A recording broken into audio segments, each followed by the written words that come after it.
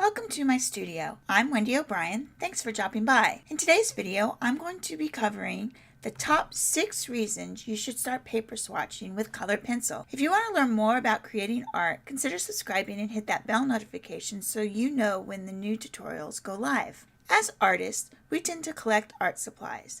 And if you're like me, you have a stockpile of paper.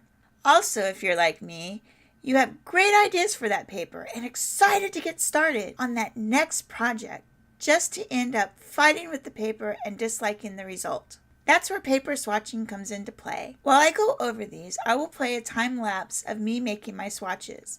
Be on the lookout for the slowed down version taking you step by step on how to create your paper swatches and the best way to store them. While this is focused on colored pencil, you can apply these tips to any medium that uses paper. So let's jump into that top 6, and these are in no particular order. Number 1, you'll be able to see the texture of the paper. Each paper has a unique texture. By doing this, you are able to see if it's the texture that you are looking for in your next artwork. This texture affects the final outcome of the piece, as well as how you lay down your pencils. Which brings us to number 2, understanding how your pencil lays down on that paper. What does this matter? Paper is paper, right? Wrong. One thing I learned very early on is each paper has its own unique properties that in many cases changes the way you lay down your pencils. Sometimes it may even seem like you have never worked with that pencil before in your life because it reacts and adheres completely different than what you're used to. This will avoid that frustration. Number 3. Best blending techniques for each paper. While creating your paper swatches, not only will you get to know the properties of each paper, but you'll also learn the best blending techniques for that paper. Sometimes burnishing is a better option than odorless mineral spirits, and some papers just don't play well with OMS, and the list goes on.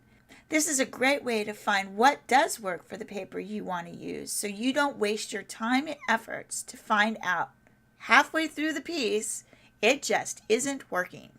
Number 4, you can see the final result first. You will not be starting your project blind here. You will know exactly what your final results will be for that combination of paper and pencil when using your favorite techniques. Number 5, color saturation. I never really noticed how much color saturation changes from paper to paper until I started paper swatching. I'm not talking tone paper here. I'm talking the same white tone that many of the papers come in. I was amazed at the drastic difference, which in turn affects your final piece in vibrancy and feel. Number 6, compare side by side. This is probably one of the most useful tools for paper swatching, is the ability to compare the different papers side by side.